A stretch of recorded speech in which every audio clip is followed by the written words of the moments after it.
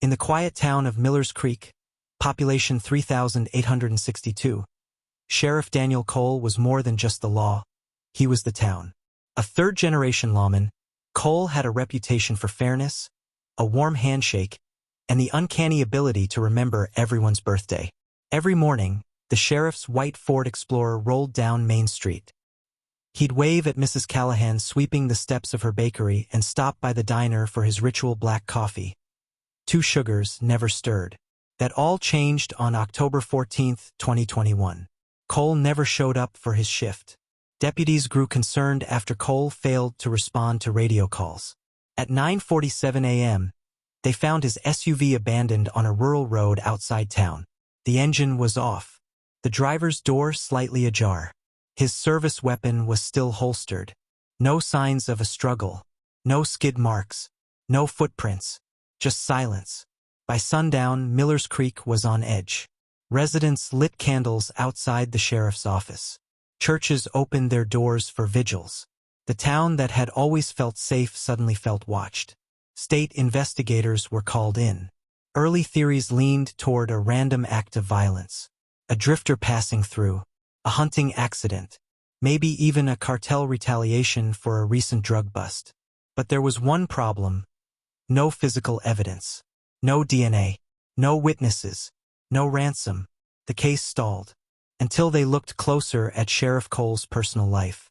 As investigators combed through Cole's phone records, financial statements, and personal journals, a different picture emerged. The sheriff, beloved, respected, admired, was also a man unraveling in silence. Divorce papers had been filed 3 months earlier, citing irreconcilable differences. He'd recently taken out a $50,000 personal loan. And most surprising, he'd been meeting privately with a woman named Mara Jennings, a 32-year-old EMT from a nearby town, who was not his wife. Cole had confided in Mara that he was done being the town's hero, that he felt like he couldn't breathe. Investigators began to suspect. Was this really an abduction or an escape?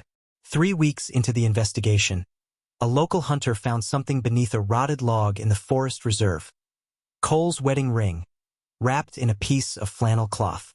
DNA testing revealed faint traces of blood. But it wasn't Cole's. It was Mara's. Investigators brought Mara in for questioning. She was visibly shaken, claiming she hadn't seen Cole since October 10th, 4 days before he disappeared. But inconsistencies in her story surfaced. She had deleted several text messages, searched online for how to disappear without a trace, purchased prepaid burner phones. Still, she denied harming him. Then came the twist.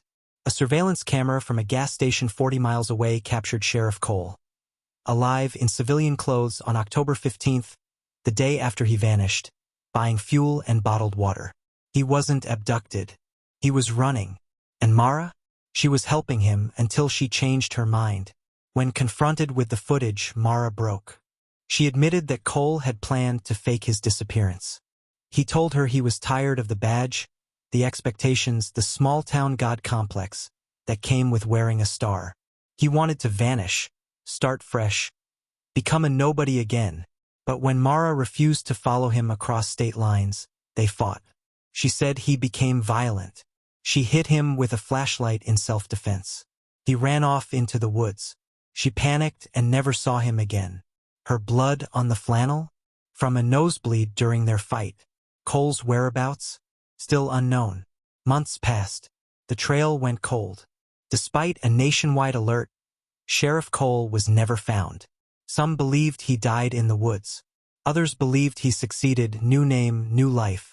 Mara Jennings was charged with obstruction of justice and tampering with evidence. She served 18 months. The town of Miller's Creek held a memorial service for Cole, though no body was ever recovered. A plaque sits outside the courthouse. Sheriff Daniel Cole, protector, neighbor, mystery. To this day, residents say that on quiet nights, when fog hangs low over the fields, you can hear the faint click of boots on gravel, like someone still walking the perimeter, still keeping watch. But no one knows whether Sheriff Cole is out there, living free, or lying somewhere beneath the pines. And maybe that's the cruelest twist of all.